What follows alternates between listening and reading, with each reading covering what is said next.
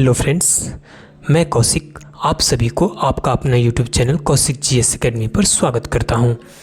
इस क्लास में हम लुसेंट के साइंस से टॉप 500 मोस्ट इम्पॉर्टेंट क्वेश्चन को कवर करने वाले हैं जो बायोलॉजी से होगा। आपको बता दूं कि कंपटीशन के एग्ज़ाम में साइंस के अगर किसी सब्जेक्ट से सबसे ज़्यादा प्रश्न आता है तो आपका बायोलॉजी ही है, और सारे प्रश्न लगभग 20 से ज़्यादा बार रिपीटेड प्रश्न है। अगर इस वीडियो को आप कंप्लीट करके देख लेंगे तो आपको बता दूं कि बायोलॉजी से आपका एक भी प्रश्न नहीं छूटेगा। तो चलिए सीधा सीधा हम प्रश्न पे चलते हैं। जीव विज्ञान शब्द का प्रयोग सबसे पहले किसने किया था? आंसर है लैमार्क तथा ट्रेविरेनिस ने। किसने? लैमार्क तथा ट्रेविरेनिस ने। हम ऑप्शन नहीं बोलेंगे ताकि फास्ट हो जाए आपका क्लास। स्पर्मोलॉजी में किसका अध्ययन होता है? तो आंसर हो जाएगा बीज। किसका होता है? बीज का। अगला प्रश्न है, किस हड़प्पा कालीन स्थल से पुजारी का प्रस्तर मूर्ति प्राप्त हुई है? तो हड़प्पा से। कहाँ से? हड़प्पा से। अगला प्रश्न, सिंधु घाटी सभ्यता में घोड़े के अवशेष कहाँ से मिले हैं? तो सुरकोटदा से। कहाँ से मिले हैं? सुरकोटदा से। अगला प्रश्न है, चिकित्सा शास्त्र का जनक किसे कहा जाता है? चिकित्सा शास्त्र का जनक हिप्पोक्रेटस को कहा जाता है। अगला प्रश्न है, पादप विज्ञान की शाखा कवक शास्त्र में किसका अध्ययन किया जाता है? तो कवक शास्त्र में फफूंद का अध्ययन किया जाता है। नेक्स्ट क्वेश्चन है, बॉटनी शब्द की उत्पत्ति किसे कहा जाता है? तो बॉटनी शब्द की उत्पत्ति ग्रीक भाषा से हुआ है। अगला प्रश्न है, निम्नलिखित में से कौन सा एक सही सुमेलित नहीं है? तो इसमें हो जाएगा ऑप्शन नंबर डी, सब्जियों की खेती हार्टिकल्चर ये नहीं कहलाता है। बाकी फलों की खेती पोमिकल्चर, पोमोलॉजी कहलाता है। फूलों की खेती को फ्लोरिकल्चर कहते हैं। फसलों की खेती को एग्रोनॉमी कहते हैं। अगला है, हिस्टोरिका प्लांटेरम पुस्तक के लेखक कौन है? तो इसके लेखक है थियोफ्रेस्टस। कौन है? थियोफ्रेस्टस। आपको बता दूं कि आप ऑप्शन को थोड़ा ध्यान में रखिएगा, क्योंकि एग्जाम में जब आप ऑप्शन देखते हैं ना तो आपको ध्यान में रहता है प्रश्न। अगला है, हिस्टोरिया एनिमेलियम पुस्तक के लेखक कौन है? तो ये हो जाएगा अरस्तु। अगला प्रश्न है, चिकित्सा शास्त्र के विद्यार्थियों को किसकी शपथ दिलाई जाती है? तो चिकित्सा शास्त्र के विद्यार्थियों को हिप्पोक्रेटस की शपथ दिलाई जाती है। नेक्स्ट क्वेश्चन है, फाइकोलॉजी में किसका अध्ययन किया जाता है? तो फाइकोलॉजी में शैवालों का अध्ययन किया जाता है। अगला प्रश्न है, पर्यावरण का अध्ययन जीव विज्ञान की किस शाखा किस भाषा के अंदर किया जाता है? तो पर्यावरण का अध्ययन पारिस्थितिकी यानी इकोलॉजी में किया जाता है। अगला प्रश्न है, फूलों के संवर्धन के विज्ञान को क्या कहते हैं? तो फूलों के संवर्धन को विज्ञान के फ्लोरिकल्चर कहते हैं। नेक्स्ट प्रश्न है, जीवाश्म वनस्पति विज्ञान में अध्ययन किया जाता है। तो जीवाश्म वनस्पति विज्ञान में जीवाश्मों का अध्ययन किया जाता है। आपको बता दूं कि ऑप्शन इसलिए डाला गया है क्योंकि आपके एग्जाम में जब आप ऑप्शन पहले से देखे रहते हैं तो आपको कुछ आंसर पकड़ने में ज़्यादा आसानी होती है। अगला प्रश्न है, वनस्पति संवर्धन से संबंधित विज्ञान की शाखा को क्या कहते हैं? तो वनस्पति संवर्धन से संबंधित विज्ञान की शाखा को हार्टिकल्चर कहते हैं। अगला है, जंतु विज्ञान के जनक के नाम से किसे जाना जाता है? तो जंतु विज्ञान के जनक फादर ऑफ जूलॉजी के नाम से अरस्तु को जाना जाता है। अगला प्रश्न है, सिल्वीकल्चर वनस्पति विज्ञान की वह शाखा है जिसमें वर्णन होता है तो वन के विकास का। अगला प्रश्न है, जीव विज्ञान के जनक फादर ऑफ बायोलॉजी के नाम से किसे जाना जाता है? तो अरस्तु को जाना जाता है। पुष्पों का अध्ययन क्या कहलाता है? तो पुष्पों का अध्ययन को एंथोलॉजी कहते हैं। पौधे की आंतरिक संरचना का अध्ययन कहलाता है। तो पौधे की आंतरिक संरचना को शारीरिकी बोलते हैं। क्या बोलते हैं? शारीरिकी। अगला प्रश्न है, जंतु विज्ञान जूलॉजी ऑफ बायोलॉजी के नाम से किसे जाना जाता है? तो ये जाना जाता है अरस्तु को। नेक्स्ट क्वेश्चन है, सजावटी वृक्ष तथा झाड़ियों में संवर्धन से संबंधित अध्ययन क्या कहलाता है? तो आर्बोरिकल्चर। क्या कहलाता है? आर्बोरिकल्चर। अगला प्रश्न है, संसार में पौधे के वितरण का अध्ययन कहलाता है। संसार में पौधे के वितरण के अध्ययन को फाइटोजियोग्राफी कहते हैं। अगला प्रश्न है, पराग कणों का अध्ययन कहलाता है। तो पराग कणों के अध्ययन को पैलिनोलॉजी कहते हैं। क्या कहते हैं? पैलिनोलॉजी।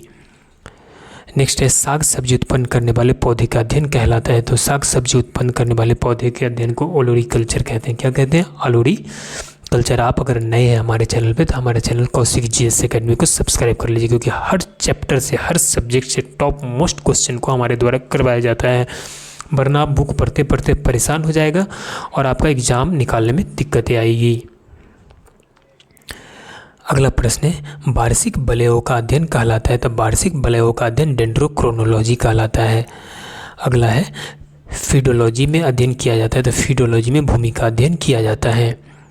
नेक्स्ट क्वेश्चन है पौधे के नाम देने वाला विज्ञान कहलाता है, तो पौधों को नाम देने वाला विज्ञान को वर्गीकी कहते हैं। अगला प्रश्न है फूलों का अध्ययन कहलाता है, तो फूलों के अध्ययन को पोमोलॉजी कहते हैं। क्या कहते हैं? पोमोलॉजी। नेक्स्ट प्रश्न, अब पादप जगत के वर्गीकरण का प्रश्न उत्तर आप देखेंगे अब यहाँ से। तो सबसे पहला इस चैप्टर का पहला प्रश्न है वर्गीकरण का प्राकृतिक सिस्टम कि किस वनस्पति वैज्ञानिक ने प्रस्तुत किया था, तो स्वीडिश वैज्ञानिक ने वर्गीकरण का प्राकृतिक सिस्टम को प्रस्तुत किया था। अगला प्रश्न नाइट्रोजन यौगिकीकरण निम्नलिखित में से कौन सी फसल सहायक है, तो फली। अगला प्रश्न है निम्नलिखित में से किसमें एंजाइम नहीं होते हैं, तो विषाणुओं में एंजाइम नहीं पाया जाता है। अगला प्रश्न है जंतुओं में होने वाली फूट एंड माउथ रोग किसके कारण होता है, तो यह होता है विषाणु के कारण। अगला प्रश्न है जीवाणु की खोज किसने की थी, तो जीवाणु की खोज ल्यूवेनहॉक ने की थी। किसने? ल्यूवेनहॉक ने। अगला प्रश्न है नाइट्रोजन स्थिरीकरण में लेग हीमोग्लोबिन का क्या कार्य है, तो लेग हीमोग्लोबिन का कार्य ऑक्सीजन का अवशोषण है। अगला प्रश्न है चेचक के लिए टीके का विकास किया था, तो चेचक के लिए टीके का विकास किया था एडवर्ड ने। किसने किया था? एडवर्ड ने। अगला प्रश्न है शैवालों की कोशिका भित्ति किसकी बनी होती है, तो शैवालों की कोशिका भित्ति सेलुलोज की बनी होती है। नेक्स्ट क्वेश्चन है जीवाणुओं की साधारण आकृति क्या होती है, तो जीवाणुओं की साधारण आकृति छर रूपी होती है, यानी बैसिली होती है। अगला प्रश्न निम्नलिखित में से कौन सा रोग बैक्टीरिया से होता है, तो तपेदिक यहाँ पे किससे होता है? बैक्टीरिया से होता है। नेक्स्ट क्वेश्चन है विषाणु वृद्धि करता है, तो विषाणु जीवित शरीर में वृद्धि करता है। हाइड्रा की स्रावी कोशिकाओं में कौन सा सहजीवी शैवाल मिलता है, तो यूक्लोरेला। क्या मिलता है? यूक्लोरेला। अगला प्रश्न है वास्तविक केंद्रक किसमें अनुपस्थित होता है, तो वास्तविक केंद्रक जीवाणु में अनुपस्थित होता है। अगला प्रश्न है मृदा की धान की पैदावार बढ़ाने वाला मुक्त जीवी जीवाणु कौन सा है, तो एनाबीना। कौन है? एनाबीना। अगला है इबोला क्या है, तो इबोला एक प्रकार का वायरस है। अगला प्रश्न है किस शैवाल से आयोडीन प्राप्त होती है, तो लैमिनेरिया से क्या प्राप्त होता है? आयोडीन प्राप्त होता है। अगला प्रश्न निम्नलिखित में से कौन सर्वाधिक संख्या में पाए जाते हैं, तो सबसे सर्वाधिक संख्या में आपको बता दूं कि जीवाणु पाए जाते हैं। इसमें ऑप्शन विषाणु नहीं है, अगर विषाणु होता तो विषाणु होते। अगला प्रश्न है दही जमने में निम्नलिखित में से किस सूक्ष्मजीव का प्रयोग किया जाता है, तो इसमें किया जाता है लैक्टोबैसिलस का प्रयोग। किसका? लैक्टोबैसिलस। अगला प्रश्न विषाणु में क्या होता है, तो विषाणु में न्यूक्लिक एसिड और प्रोटीन होता है। नेक्स्ट क्वेश्चन है निम्नलिखित में से कौन सा स्वपोषित है, तो शैवाल क्या है? स्वपोषित है। अगला प्रश्न निम्नलिखित में से किसके द्वारा दूध खट्टा होता है, तो बैक्टीरिया के द्वारा क्या होता है? दूध खट्टा होता है। लैक्टोबैसिलस जिसके माध्यम से दही जमता है वो भी क्या है? एक प्रकार का बैक्टीरिया है। अगला प्रश्न निम्नलिखित में से कौन सा रोग विषाणु के कारण होता है, तो चेचक किसके कारण होता है? विषाणु के कारण होता है। नेक्स्ट क्वेश्चन है निम्न में से कौन सा सहजीवी नाइट्रोजन यौगिकीकरण जीवाणु है, तो राइजोबियम। कौन है? राइजोबियम। अगला प्रश्न एगार एगार किससे तैयार किया जाता है, तो एगार एगार शैवाल से तैयार किया जाता है। नेक्स्ट प्रश्न सर्वप्रथम विषाणु की खोज किसने की थी, तो विषाणु की खोज किया था इवानोवास्की ने। किसने? इवानोवास्की ने। अगला प्रश्न वनस्पति जगत के गैर हरित विषम पोषित पौधे कौन से हैं, तो विषम पोषित पौधे हैं फंजाई। अगला प्रश्न कवकों की कोशिका भित्ति किसकी बनी होती है, तो कवकों की कोशिका भित्ति काइटिन और हेमीसेल्यूलोज के बने होते हैं। अगला प्रश्न निम्न में से किसमें क्लोरोफिल नहीं होता है, तो बता दूं कि कवक में क्लोरोफिल नहीं होता है, बाकी शैवाल ब्रायोफाइटस टेरोफाइटस में होता है। एफला बीज किससे बनते हैं, तो एफला बीज कवक से बनते हैं। किस वर्ग के पौधे में बीज बनते हैं परंतु बीज नग्न रूप पौधे पर लगे रहते हैं, तो जिम्नोस्पर्म में। किसमें? जिम्नोस्पर्म में। पेनिसिलिन क्या है? तो पेनिसिलिन एक कवक है। आपको बता दूं कि कवक से बहुत सारा मेडिसिन बनता है। अगला प्रश्न है, निम्नलिखित में से क्या SO2 प्रदूषण का सर्वोत्तम सूचक है? तो सर्वोत्तम सूचक है लाइकेन। जिम्नोस्पर्म का मेवा किसे कहा जाता है? तो जिम्नोस्पर्म का मेवा चिलगोजा को कहा जाता है। किसे कहा जाता है? चिलगोजा को। अगला प्रश्न है, पेनिसिलिन की खोज किसने की थी? तो पेनिसिलिन की खोज अलेक्जेंडर फ्लेमिंग ने की थी। अगला प्रश्न, लिटमस किसमें से निकलता है? तो लिटमस लाइकेन में से निकलता है। अगला है, कोरेलाइड जड़ें पाई जाती है? तो कोरेलाइड जड़ें साइकस में पाई जाती है। अगला प्रश्न है, औद्योगिक स्तर पर पेनिसिलिन प्राप्त किससे किया जाता है? तो पेनिसिलिन प्राप्त पेनिसिलियम क्राइसोजेनम से किया जाता है। अगला प्रश्न है, पेड़ों की छालों पर उगने वाले लाइकेन को क्या कहते हैं? तो पेड़ों की छालों पर उगने वाले लाइकेन को कार्टिकोलस कहते हैं। क्या कहते हैं? कार्टिकोलस। अगला प्रश्न, सबसे बड़ा बीजांड किस में होता है? तो सबसे बड़ा बीजांड जो होता है साइकस में होता है, याद रखिएगा। निम्नलिखित में से कौन खाने योग्य कवक है? तो एगेरिक्स जो प्रजाति का कवक होते हैं वो खाने योग्य होते हैं, एगेरिक्स, याद रखिएगा। चट्टानी स्तरों पर लाइकेन विकास को कहते हैं? तो लाइकेन विकास को सेक्सिकोल्स कहते हैं। क्या कहते हैं? सेक्सिकोल्स।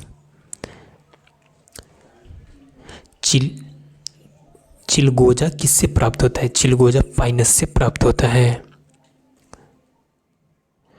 विस्तृत स्पेक्ट्रम प्रतिजैविक किससे उत्पन्न होता है? तो यह उत्पन्न होता है स्ट्रेप्टोमाइसिन्स।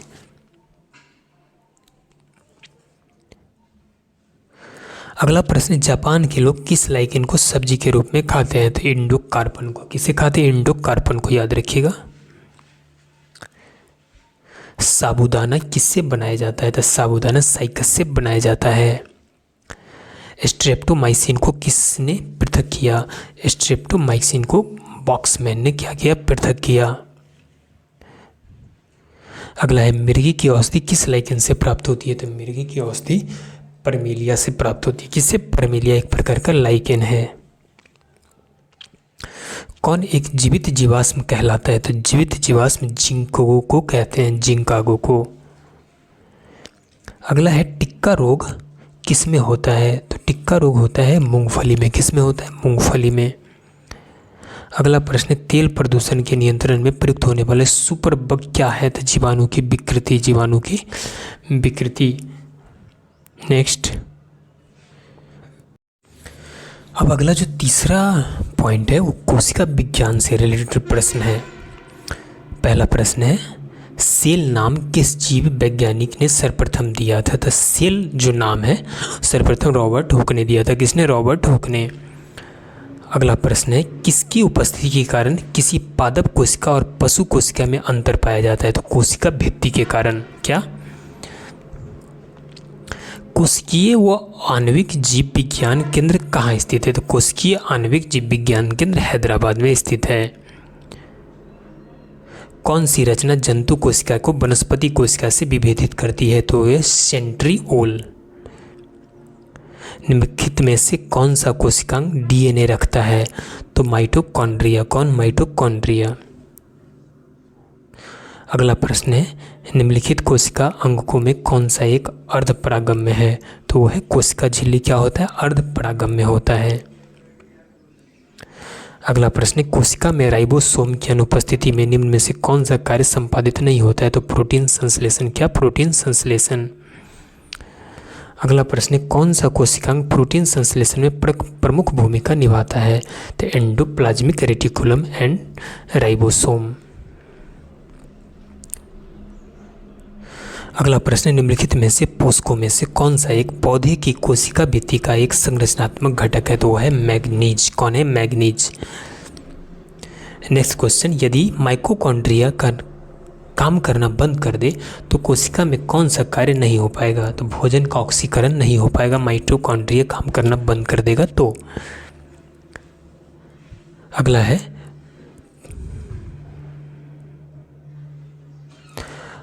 प्रोग्राम्ड सेल डेथ का अकोशिकीय एवं आणविक नियंत्रण क्या कहलाता है? तो कहलाता है एंजिंग। क्या कहलाता है? एंजिंग। अगला प्रश्न है, न्यूक्लियस के बाहर डीएनए कहलाता है। तो न्यूक्लियस के बाहर का डीएनए को ही माइटोकॉन्ड्रिया कहते हैं। अगला प्रश्न, कोशिका का ऊर्जागृह किसे कहा जाता है। तो कोशिका का ऊर्जागृह माइटोकॉन्ड्रिया को कहा जाता है।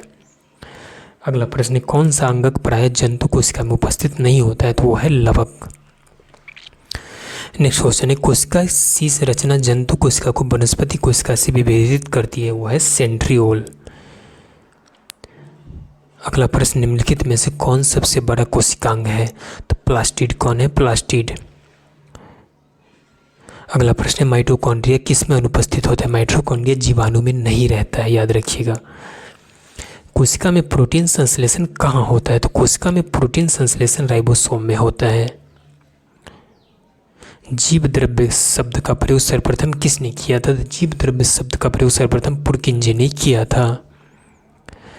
कौन सा कोशिकांग केवल पादप कोशिका में पाया जाता है। तो उपयुक्त में से सभी। कोशिका भित्ति, लवक, रिक्तिकाएं उपयुक्त सभी किस में पाया जाता है। पादप कोशिका में।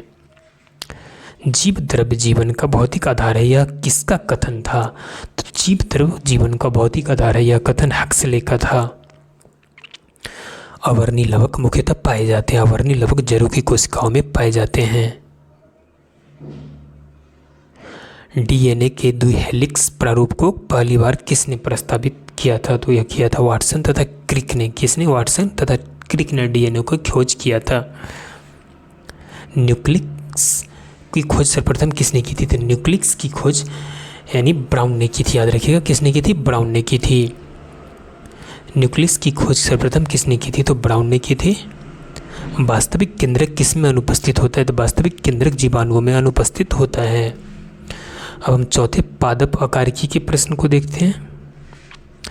निम्नलिखित में से कौन सा एक जड़ नहीं है। तो आलू। कौन। आलू।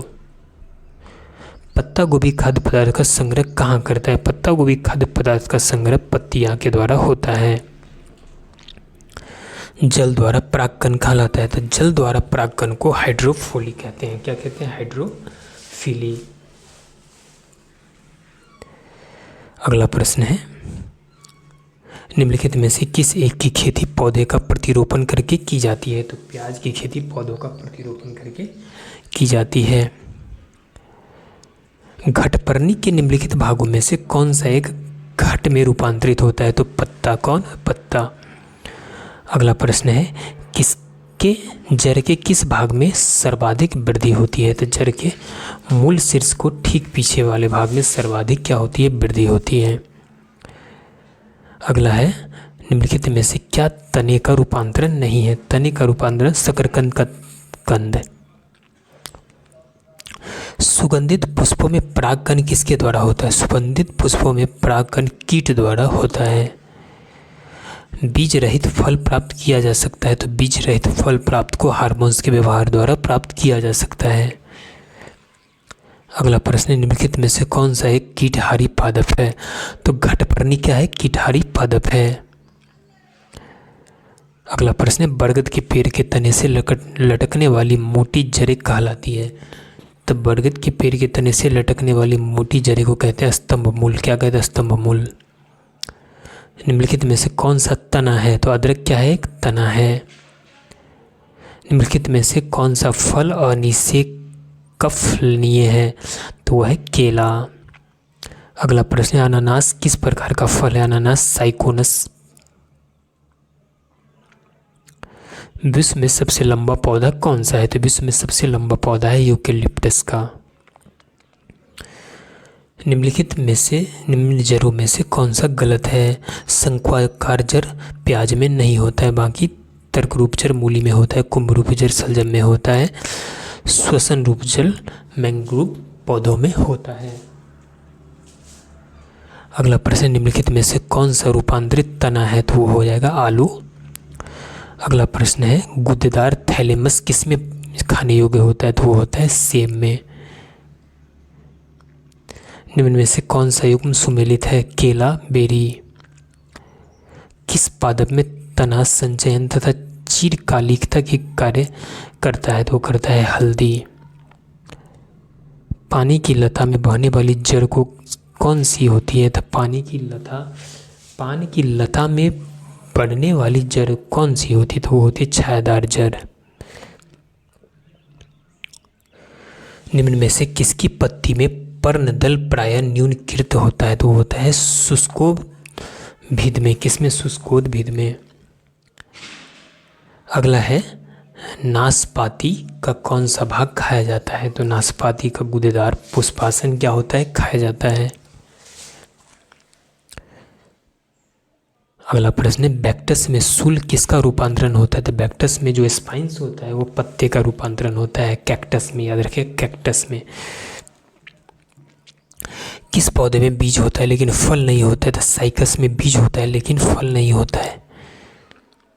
निम्न में से कौन एक उभयलिंगी फूलों के बारे में सही है, तो इनमें पुंकेसर और अंडे दोनों होता है। भ्रूण किस में मिलता है, तो भ्रूण बीज में मिलता है।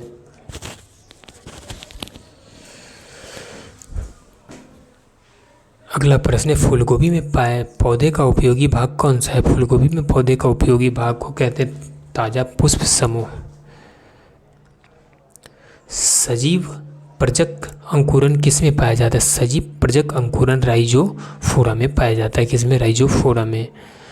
अगला प्रश्न निम्नलिखित में से कौन सा विश्व का सबसे बड़ा पुष्प है यानी फूल है, तो वह है रेफलेसिया। कौन है? रेफलेसिया।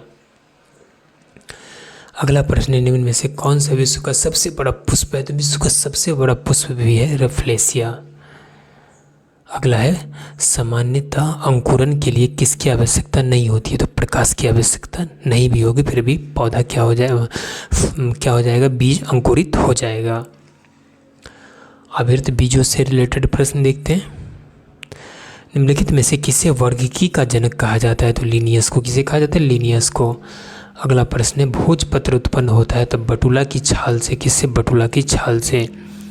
अगला प्रश्न है निम्नलिखित में से कौन सी फसल मृदा को नाइट्रोजन से भरपूर कर देती है, तो मटर क्या कर देती है, मृदा को नाइट्रोजन से भरपूर कर देती है। आपके खेतों में अगर नाइट्रोजन की कमी है उसमें मटर लगाइए, आपका नाइट्रोजन भरपूर हो जाएगा उसमें। सिस्टेमा नेचुरे पुस्तक लिखी है, तो लिखी है लिनियस ने। फूलों के पौधे का कौन सा भाग खाया जाता है, तो फूलों के पौधे का पुष्प क्रम क्या होता है, खाया जाता है। निम्नलिखित में से किसमें प्रोटीन का सबसे अधिक स्रोत पाया जाता है, तो प्रोटीन का सबसे अधिक स्रोत पाया जाता है सोयाबीन में।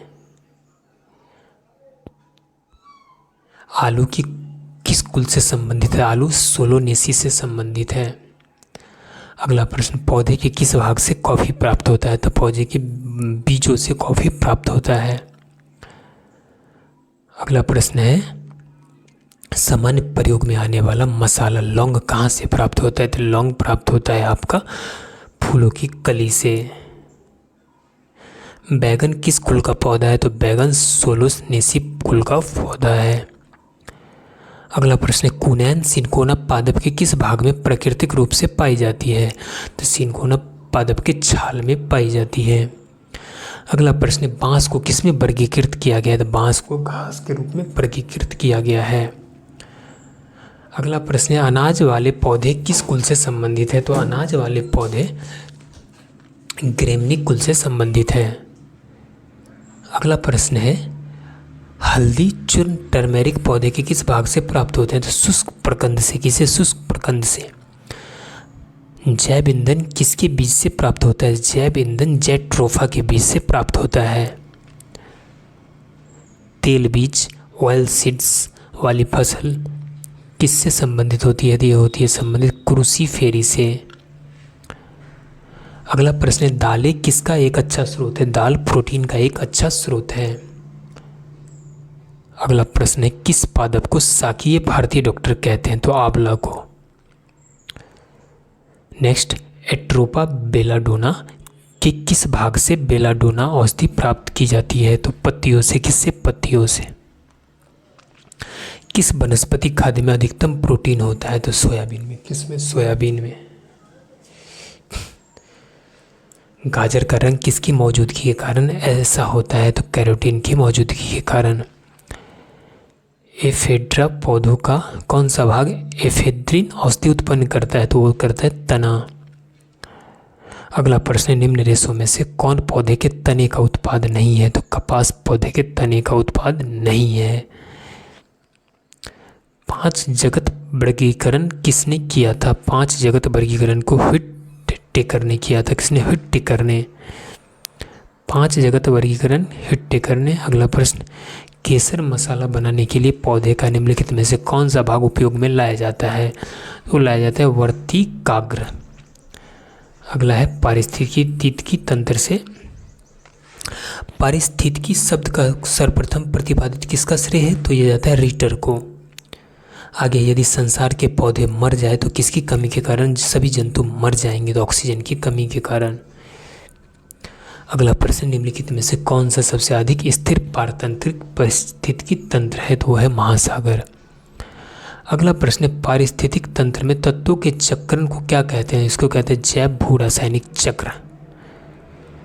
अगला प्रश्न, निम्नलिखित में से कौन सी हरित गृह गैस नहीं है? हरित गृह गैस नाइट्रोजन नहीं है। पारिस्थितिक तंत्र शब्दावली किसने प्रस्तुत की थी? तो की थी प्रस्तुत टेंसले ने। सौर ऊर्जा किससे प्राप्त होता है? सौर ऊर्जा सूर्य से प्राप्त होता है। राष्ट्रीय वनस्पतिक उद्यान कहाँ स्थित है? राष्ट्रीय वनस्पतिक उद्यान लखनऊ में स्थित है। चिपको आंदोलन मूल रूप से किसके विरुद्ध था? चिपको आंदोलन मूल रूप से वन कटाई के क्या था? विरुद्ध था। वहाँ की महिलाएं उसके विरोध में खड़ी हो गई थी। निम्नलिखित में से कौन सी पारिस्थितिक तंत्र के विषय में सही नहीं है? तो यह एक वन तंत्र होता है। यह क्या है? सही नहीं है। पारिस्थितिकी तंत्र के 2 घटक कौन से हैं? तो जैविक और अजैविक। क्या है? जैविक और अजैविक। अगला प्रश्न, निम्नलिखित में से कौन सा पौधा मरुभिद है? तो मरुभिद पौधा करील है। अगला प्रश्न है, भारत में वन अनुसंधान संस्थान कहाँ स्थित है? तो भारत में वन अनुसंधान संस्थान देहरादून में स्थित है। अगला प्रश्न, निम्नलिखित में से किस कार्य से पारिस्थितिक संतुलन बिगड़ता है? तो लकड़ी के काटने से पारिस्थितिक संतुलन क्या होता है? बिगड़ता है। निम्न में से कौन सा आहार श्रृंखला का निर्माण करते हैं? तो आहार श्रृंखला का निर्माण करते हैं घास, बकरी तथा मानव। निम्न में से कौन परितंत्र का अजीवीय घटक है? तो अजीवीय घटक जल है। सौर ऊर्जा का सबसे बड़ा यौगिकीकरण कौन है? तो हरे पौधा। निम्न में से कौन सा कृत्रिम पारिस्थितिकी तंत्र है? तो वो है धान का खेत। भारत में धरातलीय विकास के दृष्टिकोण से विद्युत उत्पादन का सबसे अच्छा स्रोत कौन है? तो जल विद्युत। पारिस्थितिकी विज्ञान का केंद्र कहा जाता है? तो किसे कहा जाता है? बेंगलुरु को। किसी पारिस्थितिकी तंत्र में ऊर्जा का प्रवाह के बारे में निम्न में से कौन सी श्रृंखला सही है? तो इसमें आपका हो जाएगा उत्पादक, उसके बाद उपभोक्ता, उसके बाद अपघटक। निम्न में से कौन सा कार्य पर्यावरणीय दृष्टि से उपयुक्त है? तो वो है कार्बनिक कृषि। अगला है, रेड डाटा बुक में किसका विवरण दिया गया है? तो रेड डाटा बुक में संकटापत्र पादप और जीव जंतु का किया गया है। अगला है, भारतीय धारणीय विकास जिनके उपयोग के संदर्भ के अंतर पीढ़ीगत संवेदनशीलता का विषय है, तो वो है प्राकृतिक संसाधन। अगला प्रश्न है, विश्व पर्यावरण दिवस किस दिन मनाया जाता है? तो विश्व पर्यावरण दिवस 5 जून को मनाया जाता है। अगला प्रश्न है, किसी परितंत्र में सबसे बड़ी संख्या होती है? तो सबसे बड़ी संख्या होती है प्राथमिक उत्पादों की। अगला प्रश्न है, भारत में पारिस्थितिकी असंतुलन का निम्नलिखित में से कौन सा एक प्रमुख कारण है? तो है वनोन्मूलन। निम्न में से कौन सा एक प्रवाल विरंजन का सबसे अधिक प्रभावी कारक है? तो प्रवाल विरंजन का सबसे अधिक प्रभावी कारक सागरीय जल के सामान्य तापमान में वृद्धि है। प्रथम विश्व पर्यावरण दिवस किस वर्ष मनाया गया था? प्रथम विश्व पर्यावरण दिवस 1973 में मनाया गया था। मुख्यतः मैनग्रोव वाली ज्वारीय वन कहाँ पाया जाता है? तो ये पाया जाता है सुंदरबन डेल्टा में। निम्न में से किसे वैश्विक विरासत का वन कहा जाता है? तो कहा जाता है पश्चिम बंगाल में सुंदरबन को।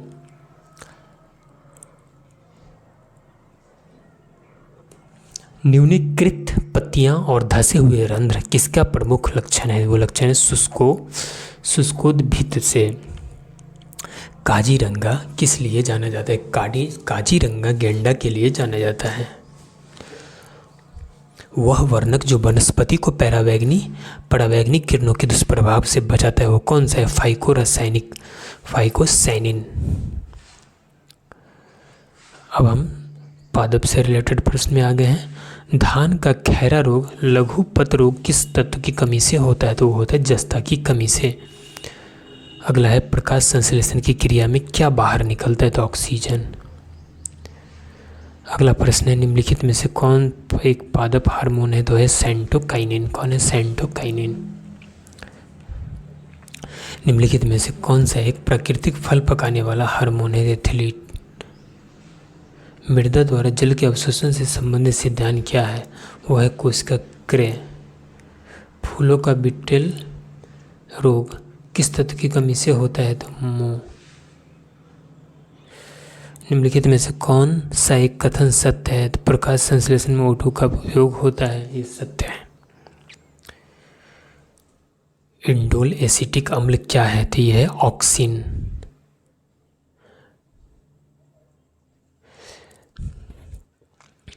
प्रकाशानुवर्ती संचलन किसके द्वारा नियंत्रित किया जाता है? तो किया जाता है ऑक्सीजन के द्वारा नियंत्रित। बौने पौधे को किसके अनुप्रयोग से लंबा किया जा सकता है? तो सेंटोकिनिन के प्रयोग से। पौधों में बाष्पोत्सर्जन की किसकी प्रक्रिया है? तो यह है जल हानि की। प्रकाश संश्लेषण की दर सबसे कम होती है बैंगनी रंग के प्रकाश में। किस पादप हार्मोन के छिड़काव से अनिषेक फल प्राप्त किए जा सकते हैं? तो ऑक्सिन। पादप वृद्धि हार्मोन जिबेरेलिन किससे निकाले जाते हैं? वो निकाले जाते हैं बी नंबर ऑप्शन से। पशुओं में हीमोग्लोबिन के सदृश पौधे में कौन सा अणु होता है? तो क्लोरोफिल। कौन होता है? क्लोरोफिल। जल बिंदुओं के रूप में जल की हानि क्या कहलाती है? तो बिंदु स्राव। हरे रंग का पदार्थ जो पौधे में प्रकाश संश्लेषण करता है वह निम्नलिखित में से कौन है? तो क्लोरोफिल। कौन है? क्लोरोफिल। अगला प्रश्न है पादप वृद्धि अनुमान के साथ किस भारतीय वैज्ञानिक का नाम जुड़ा है? तो जेसी बोस। पौधे में वाष्पोत्सर्जन की क्रिया किस में होती है? तो पूरा पौधा में वाष्पोत्सर्जन की क्रिया होती है। प्रकाश संश्लेषण के लिए कौन सी गैस आवश्यक है? तो CO2। क्लोरोफिल में कौन सा फॉर्फिरिन होता है? तो होता है मैग्नीशियम। सर्वाधिक प्रकाश संश्लेषी क्रियाकलाप कहा जाता है? तो कहा जाता है प्रकाश के नीले व लाल रंग क्षेत्र में। अगला प्रश्न है पत्तियों के दो मुख्य कार्य हैं प्रकाश संश्लेषण व वाष्पोत्सर्जन। पदार्थ प्रकाश संश्लेषण का अंतिम उत्पाद है कार्बोहाइड्रेट। प्रकाश संश्लेषण होता है क्लोरोप्लास्ट में। श्वसन मापन का तंत्र कहलाता है रेस्पिरोमीटर। कार्बन डाइऑक्साइड गैस मुक्त होती है तो श्वसन के अंतर्गत। बीज फूलते हैं जब जल में रखे जाते हैं अंतः श्वसन के कारण। पौधे में जल का परिवहन होता है जाइलम द्वारा। किसके द्वारा? जाइलम द्वारा। प्रकाश संश्लेषण में पौधे को कौन सी गैस का अवचूषण करते हैं? वह है कार्बन डाइऑक्साइड। प्रकाश संश्लेषण में हरे पौधे द्वारा कौन सी गैस छोड़ी जाती है? हरे पौधे द्वारा ऑक्सीजन छोड़ी जाती है। प्रकाश संश्लेषण के समय निकलने वाली गैस का क्या नाम है? वो है ऑक्सीजन। प्रकाश संश्लेषण की दर सबसे अधिक होती है तो लाल रंग के प्रकाश में। प्रकाश संश्लेषण होता है केवल दिन में। कोशिका के भीतर श्वसन का केंद्र होता है तो केंद्रक। कोशिका विभाजन में मदद करने वाला पादप हार्मोन है वो है साइटोकाइनिन। ऑक्सेनोमीटर का प्रयोग करते हैं वृद्धि मापने में।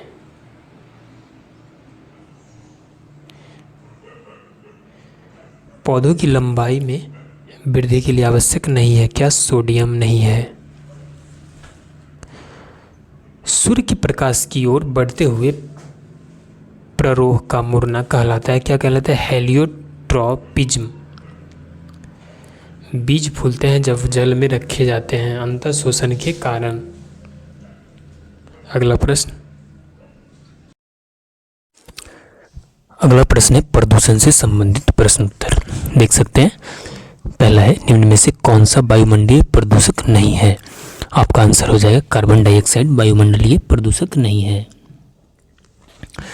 नेक्स्ट प्रश्न, जल प्रदूषण को मापने हेतु निम्न में से कौन सी जांच की जाती है?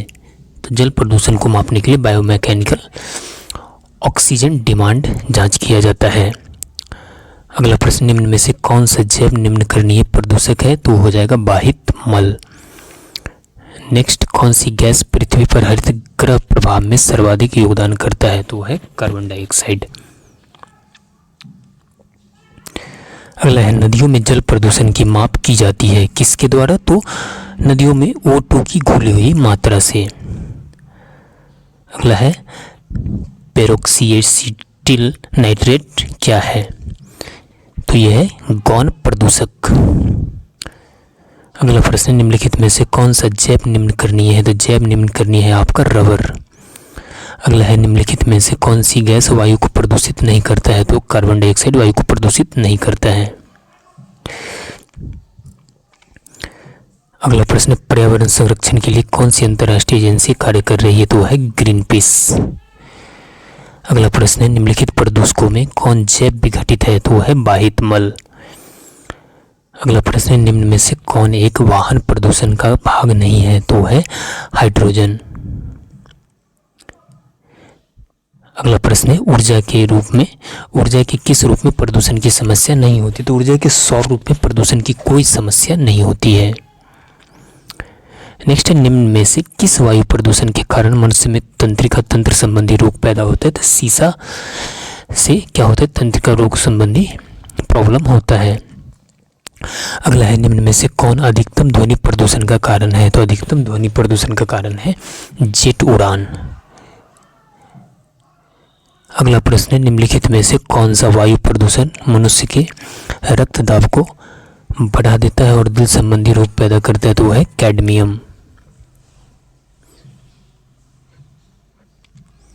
अगला प्रश्न, राष्ट्रीय पर्यावरण अभियांत्रिकी संस्थान कहाँ स्थित है? तो यह स्थित है आपका नागपुर में। नेक्स्ट क्वेश्चन है निम्न में से कौन सी गैस वैश्विक उष्णता के लिए उत्तरदायी है? तो वैश्विक उष्णता के लिए यानी गर्मी बढ़ाने के लिए कार्बन डाइऑक्साइड उत्तरदायी है। अगला प्रश्न, ब्राउन एयर शब्द का प्रयोग किसके लिए किया जाता है? तो प्रकाश रासायनिक धुआं के लिए। नेक्स्ट है कार्बन मोनोऑक्साइड एक प्रदूषक है क्योंकि ये हीमोग्लोबिन से संयोग करती है। अगला प्रश्न, मेट्रोपॉलिटन नगरों में प्रदूषण का प्रमुख स्रोत क्या है? तो स्वचालित वाहन। नेक्स्ट है सूर्य से आने वाले हानिकारक पराबैंगनी किरणों से क्या होता है? तो त्वचा कैंसर होता है। क्या होता है? त्वचा कैंसर। अगला प्रश्न, लोहे की खानों में काम करने वाले मजदूरों में लौह सकीतमयता रोग होने का कारण है सिलिका। नेक्स्ट, वायुमंडल में CO2 का निर्माण मुख्यतः हुआ है तो जीवों के श्वसन से। मानव जाति पर्यावरण प्रदूषण कहलाते हैं तो मानव जनित पर्यावरण प्रदूषण है परजैविक। अगला प्रश्न, वायुमंडल में जिस ओजोन छिद्र का पता लगाया गया है वह कहाँ स्थित है? तो वह अंटार्कटिका में के ऊपर स्थित है जिसे अब ऐसा माना जा रहा है कि बढ़ गया है। अब जंतु विज्ञान की शाखाओं से रिलेटेड है। अब देख सकते हैं अस्थियों का अध्ययन किस शाखा में होता है? तो अस्थियों का अध्ययन किया जाता है ऑस्टियोलॉजी में। अगला प्रश्न है विज्ञान की वह शाखा न्यूरोलॉजी से कौन सा अंग का अध्ययन किया जाता है? तो स्नायु तंत्र का अध्ययन न्यूरोलॉजी के माध्यम से किया जाता है। अगला प्रश्न है पैलियोटोलॉजी किसका अध्ययन है? तो पैलियोटोलॉजी जीवाश्म का अध्ययन है। नेक्स्ट, जेरेंटोलॉजी निम्न में से किसके अध्ययन से संबंधित है? तो जेरेंटोलॉजी का संबंध है वृद्ध। ऑर्निथोलॉजी में किसका अध्ययन किया जाता है? तो ऑर्निथोलॉजी में पक्षियों का अध्ययन किया जाता है। पीडियाट्रिक्स निम्न में से किसके अध्ययन से संबंधित है? तो पीडियाट्रिक्स का संबंध शिशु रोग से। हिमेटोलॉजी किससे संबंधित है? हिमेटोलॉजी ऊतक से संबंधित है। टिश्यू कल्चर का अध्ययन किसके लिए उपयोगी है? तो टिश्यू कल्चर का संबंध अध्ययन आनुवंशिकी के लिए उपयोगी है। नेक्स्ट क्वेश्चन है ओंकोलॉजी किसका अध्ययन है? तो ओंकोलॉजी कैंसर का अध्ययन किया जाता है, उसे ओंकोलॉजी कहते हैं। अगला है जेनेटिक्स में किसका अध्ययन किया जाता है? जेनेटिक्स में आनुवंशिकता का अध्ययन किया जाता है। अगला है आनुवंशिकी किससे संबंधित है? आनुवंशिकी आनुवंशिकता से संबंधित है।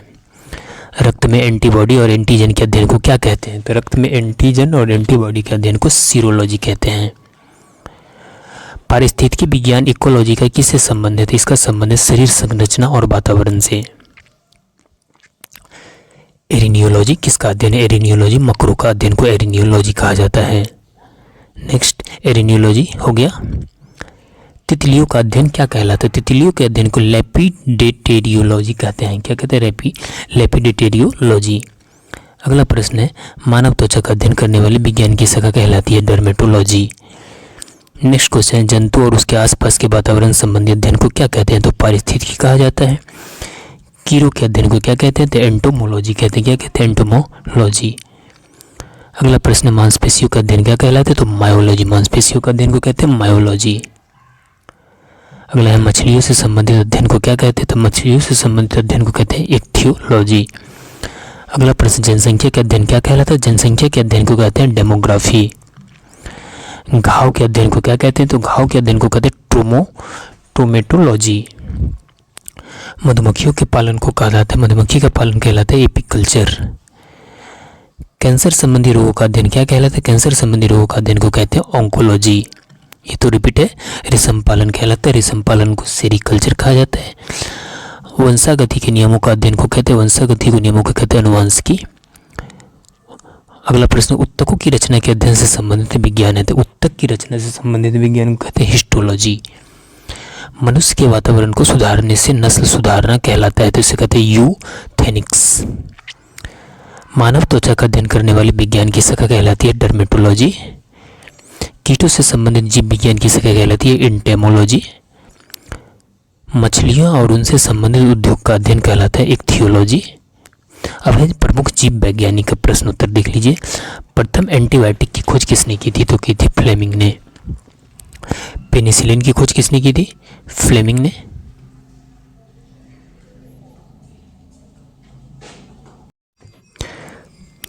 ऑर्निथोलॉजी में किसका अध्ययन होता है? तो पक्षी का अध्ययन होता है। अगला है कैंसर संबंधी रोगों का अध्ययन कहलाता है ओंकोलॉजी। पुनरावर्तन सिद्धांत किसने प्रस्तुत किया था? ये किया था अर्नेस्ट हैकेल ने। अगला प्रश्न है प्रतिरक्षण तकनीकी का विकास किसने किया था? तो एडवर्ड जेनर ने। नेक्स्ट वंशागति के नियमों के अध्ययन को कहते हैं तो आनुवंशिकी रिपीटेड। मछली और उनसे संबंधित इक्थियोलॉजी तो रिपीटेड हो गया क्वेश्चन।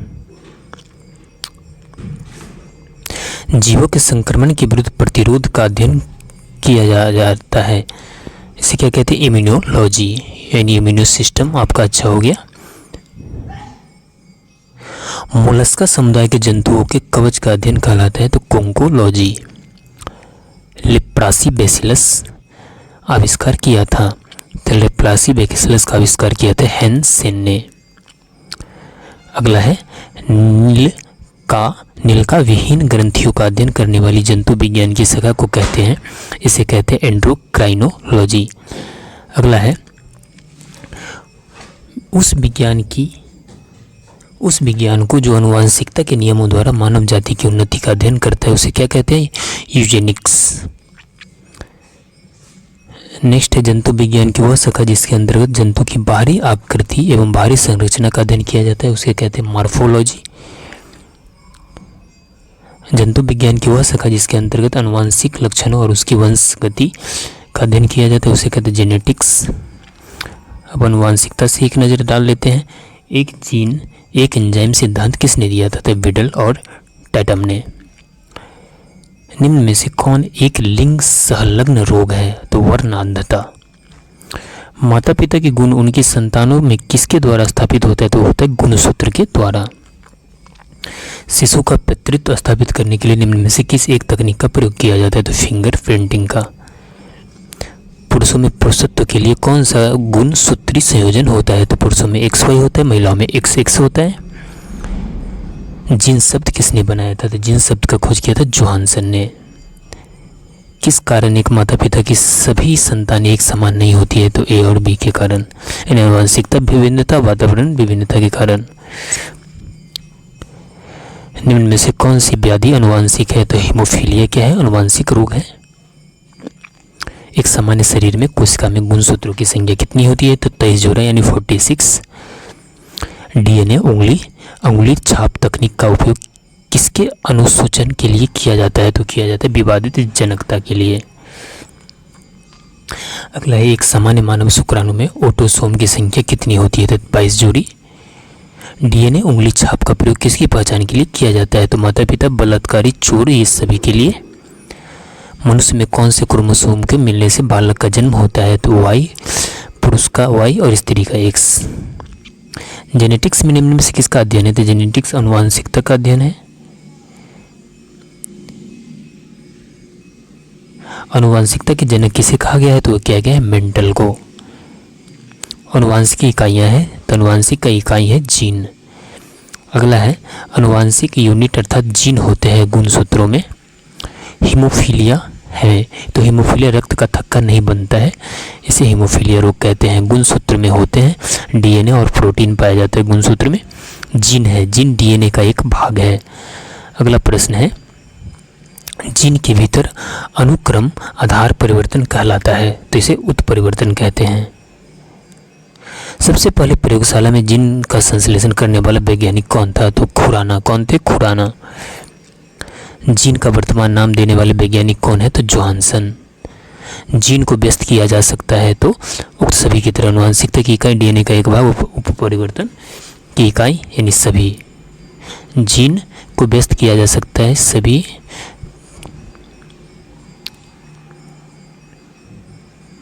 कोशिका में पाए जाने वाला अनुवांशिक पदार्थ है, तो वह है डीएनए। जंतुओं से रिलेटेड देख लेते हैं। मलेरिया परजीवी तथा अमीबा को किस श्रेणी में रखा जाता है? तो इसे रखा जाता है प्रोटोजोआ श्रेणी में। अगला है, प्रवाल क्या है? प्रवाल एक समुद्री जीव है। नेक्स्ट क्वेश्चन, निम्न में से कौन सा कीट उपयोगी नहीं है? तो घरेलू मक्खी कोई उपयोगी नहीं होता है। निम्न में से कौन सा जीव वास्तव में मछली है? तो समुद्री घोड़ा क्या है? वास्तव में मछली है। अगला है, निरसंस प्राणी कौन सा है? तो कछुआ। नेक्स्ट, निम्न में से किसकी आकृति निश्चित नहीं होती है? तो अमीबा की कोई आकृति निश्चित नहीं होती, वो आकृति क्या होता है? उसका बदलते रहता है। चिपटिक कृमियों को किस संघ के अंतर्गत रखा गया? तो चिपटिक कृमियों को प्लेटिहेल्मिन्थीज के अंतर्गत रखा गया है। रेशम उत्पादन किससे होता है? तो रेशम उत्पादन रेशम कीट के प्यूपा से होता है। अगला है, निम्न में से कौन मछली नहीं है? तो स्टारफिश क्या है? मछली नहीं, बाकी सब क्या है? मछली है। नेक्स्ट है, निम्न में से किस जंतु में टीयर ग्रंथि नहीं होती है? तो टीयर ग्रंथि घड़ियाल में नहीं होती है। अगला है, मनुष्य के शरीर में एंटी अमीबा के लिए हिस्टोलिका कहाँ पाया जाता है? तो हिस्टोलिका पाया जाता है आंत में। अगला प्रश्न, निम्न में से किसके अंधेपन अधपके मांस खाने से फीता कृमि मनुष्य के हाथ में पहुंचता है? तो सूअर के। किसके? सूअर के। अगला प्रश्न, बिच्छू का विष कहाँ पर होता है? तो डंक में। समुद्री घोड़ा किस वर्ग का उदाहरण है? तो यह है मत्स्य का उदाहरण है। अगला है, निम्नलिखित में से किसकी उपस्थिति के कारण गिरगिट रंग बदलती है? तो वर्णकल्विक के कारण रंग बदलती है। वर्णकल्विक याद रखिएगा। मच्छर में मलेरिया परजीवी का जीवन चक्र किसने खोजा? तो रोनाल्ड रॉस ने मलेरिया की खोज किया था। अगला है, निम्न में से किसके रक्त नहीं होता है किंतु शोषण करता है? तो हाइड्रा में रक्त नहीं होता है लेकिन क्या करता है? शोषण करता है। अगला है, केचुआ में कौन सा रक्त वर्णक होता है? तो केचुआ में हीमोसाइनिन होता है। तितली की आंखें रात में क्यों चमकती है? तो टेपिटम लूसिडस के कारण। मलेरिया रोग का कौन सा वाहक है? तो मलेरिया रोग का वाहक होता है मादा एनाफिलीज मच्छर। तारा मछली निम्न में से किस संघ का प्राणी है? तो यह है इकाइनोमेंटा। निम्न में से कौन वास्तविक मछली है? तो फ्लाइंग फिश वास्तविक मछली है, बाकी कोई भी मछली नहीं है। पृथ्वी पर विशालतम जीव पक्षी कौन है? शुतुरमुर्ग। सबसे छोटा पक्षी है गुंजन पक्षी। पेंगुइन चिड़िया कहाँ पाई जाती है? तो पेंगुइन आपका अंटार्कटिका में पाई जाती है। निम्न में से किस पक्षी के दांत होते हैं? तो आर्कियोप्टेरिक्स को दांत होता है। अगला है निम्न में से कौन सा प्राणी स्तनधारी नहीं है, तो मछली स्तनधारी नहीं है। निम्न में से विशालतम स्तनधारी कौन सा है, तो डी नंबर व्हेल। होमोसेपियंस किसका वैज्ञानिक नाम है, तो ऑप्शन नंबर ए आधुनिक मानव का। बिल्ली की आंखें रात में क्यों चमकती है, तो टेपिडम लूसिडम के कारण। निम्न में से अंडा देने वाला स्तनधारी कौन सा है, तो कटीला चींटीखोर। निम्न में से कौन सा एक सबसे बड़ा बंदर है, तो बैबून सबसे बड़ा बंदर है। अगला है निम्न में कौन सा जीव अपनी त्वचा से सांस लेता है, तो वह है मेढक। अब वह है स्वास्थ्य से रिलेटेड प्रश्न। निम्न में से कौन सा पदार्थ मानव शरीर में ईंधन का काम करता है, तो वह है कार्बोहाइड्रेट। अगला है निम्नलिखित में कौन सी शर्करा तत्काल ऊर्जा प्रदान करती है, तो ग्लूकोज तुरंत आपको ऊर्जा देगी, इसलिए प्लेयर खिलाड़ी ग्लूकोज का उपयोग करते हैं। निम्नलिखित में से सर्वाधिक ऊर्जा प्रदान करता है कार्बोहाइड्रेट। एथलीट को निम्न में से किसके जल्दी ज़्यादा ऊर्जा मिलती है, तो कार्बोहाइड्रेट से। शरीर में ऊतकों का निर्माण किससे होता है, तो प्रोटीन से।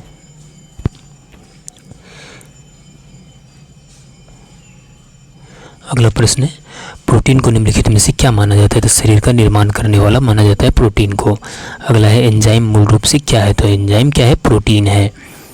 नेक्स्ट है किस में प्रोटीन नहीं पाया जाता है, तो चावल में प्रोटीन नहीं पाया जाता है। अगला है निम्नलिखित में से किस में प्रोटीन का सबसे अधिक स्रोत पाया जाता है, तो सोयाबीन में सबसे ज़्यादा प्रोटीन पाया जाता है। अगला है निम्नांकित भोजन में किससे प्रति ग्राम सर्वाधिक ऊर्जा प्राप्त होता है, तो वो होता है वसा से। नेक्स्ट है विटामिन शब्द किसने प्रतिपादित किया था, तो विटामिन शब्द को फंक ने प्रतिपादित किया था। निम्नलिखित में से किससे ऊर्जा प्राप्त नहीं होती है, तो विटामिन से ऊर्जा प्राप्त नहीं होती है। निम्नलिखित में से किसे रक्षात्मक पदार्थ कहा जाता है, तो विटामिन को रक्षात्मक पदार्थ कहा जाता है। निम्नलिखित में से कौन सा विटामिन ए का सर्वोत्तम स्रोत है, तो गाजर। मानव शरीर में विटामिन ए भंडारित होता है, तो यकृत में भंडारित होता है। विटामिन ए की कमी से कौन सा रोग फैलता है, तो रतौंधी फैलता है विटामिन ए की कमी से। अगला है निम्नलिखित में से कौन सा एक विटामिन ए का प्रचुरतम स्रोत है, तो आम है। नेक्स्ट निम्नलिखित विटामिनों में से किसमें कोबाल्ट होता है, तो विटामिन B12 में क्या होता है, कोबाल्ट होता है। अगला है निम्नलिखित विटामिनों में से कौन सा शरीर में भंडारित नहीं होता है, तो विटामिन डी शरीर में भंडारित नहीं होता है। अगला है विटामिन सी का रासायनिक नाम क्या है, तो स्कॉर्बिक अम्ल। अगला है कौन से विटामिन प्रतिरक्षा प्रदान करता है, तो विटामिन ए। निम्नलिखित में से कौन सा विटामिन जल में घुलनशील है, तो विटामिन सी जल में घुलनशील है। नेक्स्ट मछलियों के यकृत के तेल में किसकी प्रचुरता होती है, तो विटामिन डी की प्रचुरता होती है। चंद्रगुप्त मौर्य का प्रसिद्ध गुरु चाणक्य निम्नलिखित में से किस विद्या के केंद्र से संबंधित है, तो तक्षशिला से संबंधित है। अगला है विटामिन ई विशेषतः किसके लिए महत्वपूर्ण है, तो विटामिन ई लिंग ग्रंथियों के लिए सामान्य क्रिया में महत्वपूर्ण योगदान देता है। मानव शरीर में रक्त का थक्का किस विटामिन से बनता है, तो विटामिन के से मानव शरीर में रक्त का थक्का बनता है। विटामिन ई का महत्वपूर्ण स्रोत है, तो गेहूं अंकुर का तेल। अगला है दांतों में निम्नलिखित में से क्या होता है, दांतों में कैल्शियम पाया जाता है। नेक्स्ट निम्नलिखित में से किस तत्व का संबंध दांतों की विकृति के साथ है, तो फ्लूओरीन का संबंध दांतों की विकृति के साथ है। सागरीय खरपतवार किसका महत्वपूर्ण स्रोत है, तो आयोडीन का महत्वपूर्ण स्रोत है। निम्न में से कौन आयोडीन का सर्वोत्तम स्रोत है, तो शैवाल। पालक के पत्तों में किसकी मात्रा सबसे अधिक होती है, तो आयरन की मात्रा सबसे अधिक होती है। मनुष्य लोहा किससे प्राप्त करता है, मनुष्य लोहा पालक से प्राप्त करता है। किसमें भरपूर लौह तत्व पाया जाता है, तो हरी सब्जियों में भरपूर लौह तत्व पाया जाता है।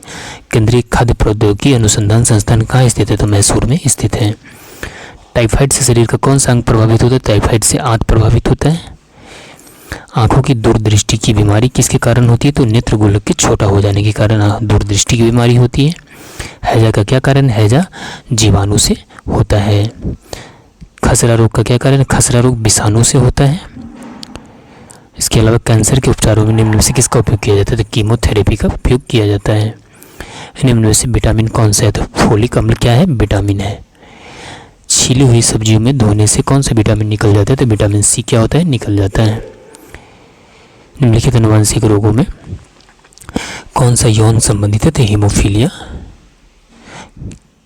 किस तत्व की कमी के कारण घेंघा रोग होता है? तो आयोडीन की कमी के कारण घेंघा रोग होता है। निम्नलिखित में से किसकी उपस्थिति के कारण दूध में मिठास आती है? तो लैक्टोज के कारण दूध में क्या आती है? मिठास आती है। निम्न में से किसकी कमी से रिकेट्स होता है? तो विटामिन डी की कमी से रिकेट्स होता है। निम्न में से कौन सी प्रोटीन दूध में पाई जाती है? तो केसिन दूध में पाई जाती है। पीलिया में दुष्प्रभावित होता है तो यकृत। दिल का दौरा किस कारण से होता है? तो हृदय में रक्त आपूर्ति की कमी से। निम्नलिखित में से कौन से स्कर्वी रोग के इलाज में उपयोगी है? तो आंवला। नेक्स्ट, अगला प्रश्न है जंतु ऊतक से संबंधित प्रश्न। तो देख लीजिए, हिस्टोलॉजी शब्द का प्रयोग सबसे पहले किसने किया था? तो हिस्टोलॉजी शब्द का प्रयोग सबसे पहले मेयर ने किया था। अगला प्रश्न है किस प्रकार के ऊतक शरीर की सुरक्षा कवच का कार्य करता है? तो एपिथेलियमी ऊतक। नेक्स्ट है दांत का शिखर किसका बना होता है? दांत का शिखर एनामिल का बना होता है। जो व्हाइट व्हाइट ऊपर से रहता है एनामिल होता है, काफी स्ट्रॉन्ग होता है ये। निम्न में से कौन सा ऊतक घाव भरने में सहायक होता है? तो एपिथेलियमी ऊतक। अगला प्रश्न, निम्न में से कौन एक शरीर को गर्म रखने हेतु उत्तरदायी है? तो वसामय ऊतक शरीर को क्या करता है? गर्म रखता है। नेक्स्ट है किस ऊतक के नख, खूर और सींग बने होते हैं? तो केराटिन के नख, खूर और सींग बने होते हैं।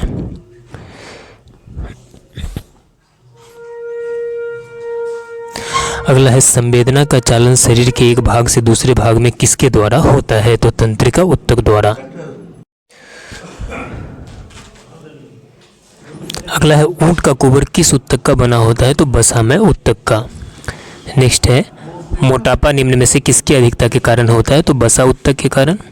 नेक्स्ट, निम्न में से कौन सा ऊतक का उदाहरण है? तो रक्त ऊतक का उदाहरण है। अगला है आरएच कारक ने अपना ये नाम किस जानवर से लिया है? तो बंदर से। किससे? बंदर से। जन्म के बाद मानव के किस ऊतक में कोई कोश का विभाजन नहीं होता है? तो तंत्रिका में कोई कोश का विभाजन नहीं होता है। अगला है हिस्टोलॉजी शब्द का प्रयोग सबसे पहले किसने किया था? तो मेयर ने। ये रिपीटेड क्वेश्चन।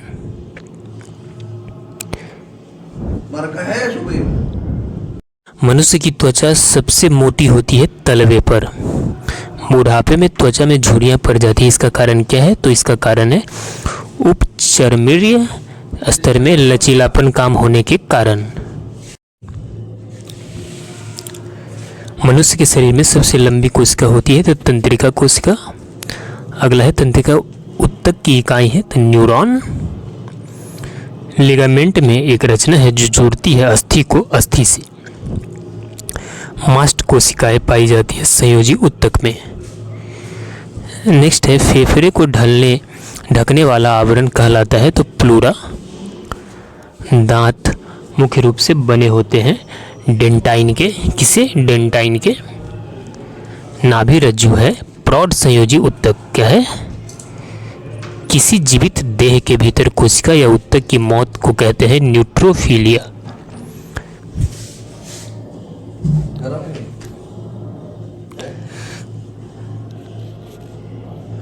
अगला प्रश्न है रक्त होता है तो रक्त एक संयोजी ऊतक है। मानव शरीर से संबंधित कुछ प्रश्न। मनुष्य में कुल कितनी हड्डियां होती है? तो 206। नवजात शिशु में हड्डियों की संख्या कितनी होती है? तो 300।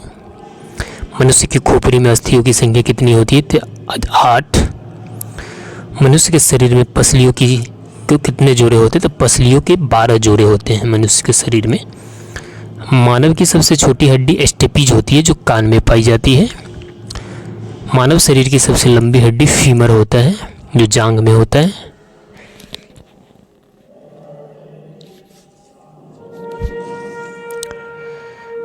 नेक्स्ट है निम्न में से मानव के पैर की हड्डी नहीं होती है? ह्यूमरस। टिबिया नामक हड्डी किस में पाई जाती है? टिबिया नामक हड्डी टांग में पाई जाती है। अगला प्रश्न है मानव शरीर की किस अंग की हड्डी सबसे लंबी होती है? तो जांघ। अस्थि में कौन सा लवण सर्वाधिक मात्रा में पाया जाता है? तो कैल्शियम फॉस्फेट। मनुष्य में पाचन का अधिकांश भाग किस अंग में संपन्न होता है? तो छोटी आंत में। मुख में स्टार्च का शर्करा में पाचन किसके द्वारा होता है? तो टाइलिन के द्वारा। अधिकांश पोषक तत्व रक्त में कहाँ से अवशोषित किए जाते हैं? तो छोटी आंत से। लार में कौन सा एंजाइम पाया जाता है? तो लार में टाइलिन एंजाइम पाया जाता है। लार किसके पाचन में सहायक होती है? तो स्टार्च के पाचन में सहायक होती है। मानव शरीर में भोजन का रक्त द्वारा अवशोषण कहाँ सर्वाधिक होता है? तो छोटी आंत में। प्रोटीन का पाचन कहाँ से प्रारंभ होता है? तो उदर से। पाचन क्रिया में प्रोटीन निम्न में से किस पदार्थ में बदल जाते हैं? तो एमिनो अम्ल में। एमिनो अम्ल। पित्त निम्न में से किसके द्वारा पैदा किया जाता है? तो पित्त आपको बता दूं कि यकृत से निकलता है। सर्वप्रथम परिसंचरण तंत्र का अध्ययन किसने किया था? तो हार्वे ने, विलियम हार्वे। पेसमेकर का संबंध किससे है? तो हृदय से संबंधित है। सोते समय रक्तदाब में क्या परिवर्तन होता है? तो रक्तदाब सोते टाइम क्या हो जाता है? घट जाता है। मानव शरीर में रुधिर बैंक का कार्य कौन करता है? तो तिल्ली। रक्त का शुद्धिकरण कहाँ होता है? तो इस सभी में होता है। फेफड़ा, यकृत, किडनी, ये सभी होता है। रक्त में लाल रंग निम्न में से किसके कारण होता है? लाल रंग हीमोग्लोबिन के कारण होता है।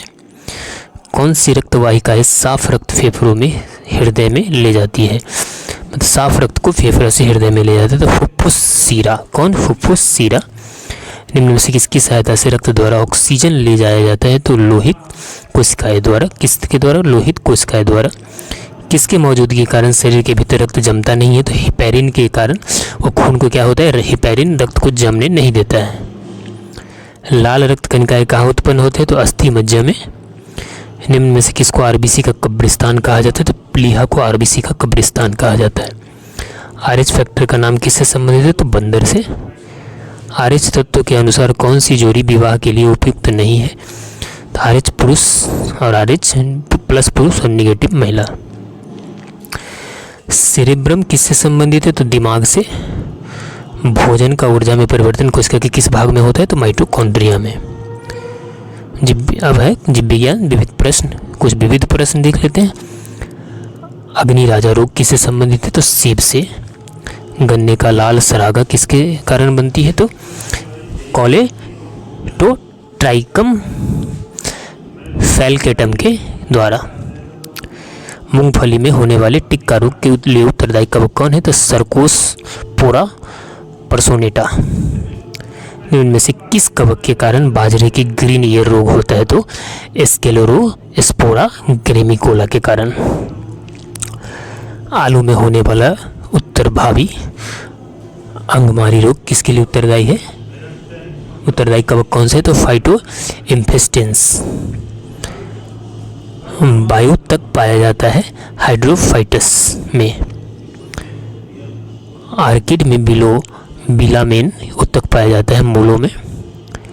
निम्न में से किसकी सक्रियता के कारण वृद्धि विलय बनती है? तो अंतरंभीय एधा के कारण। समुद्र के किनारे उगने वाले वृक्षों में वार्षिक विलय नहीं होते हैं क्योंकि स्पष्ट जल वायवीय विभिन्नता नहीं होती है। अगला है जीवन की उत्पत्ति के समय निम्न में से कौन स्वतंत्र अवस्था में नहीं पाया जाता है? तो ऑक्सीजन। विकास की प्रक्रिया में मनुष्य का निकटतम प्राणी कौन है? तो बंदर। मनुष्य में अवशोषी अंग है तो कर्ण, पल्लव पेशियां। जीवों के विकास के संदर्भ में निम्न में से कौन सा अनुक्रमण सही है? तो सलाइमेंड्र, अजगर, कंगारू। प्रयोग और अनुप्रयोग का कानून इनके द्वारा प्रतिपादित किया गया था लैमार्क के द्वारा। पादप रोगों का सबसे उत्तरदायी कारक कौन है? तो फफूंदी। पौधों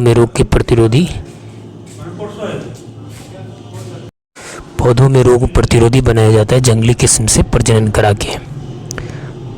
हरित वाली रोग किस फल से संबंधित है? तो बाजरा से। टिक्का रोग किस फसल से संबंधित है? तो मूंगफली से।